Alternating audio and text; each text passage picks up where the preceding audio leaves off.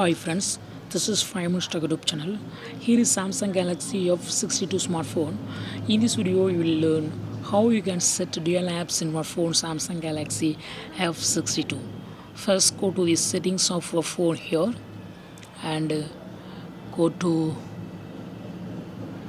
advanced features and go to dual messenger and turn on the button against WhatsApp and click on install. Click on confirm and turn on this button. You can also set a separate list for second WhatsApp, otherwise you can cancel it, and turning on dual messenger for WhatsApp. Yes, go to the home page and see two WhatsApp app. This is original app, this is duplicate app, this is second WhatsApp. Okay, in this way you can easily create dual app.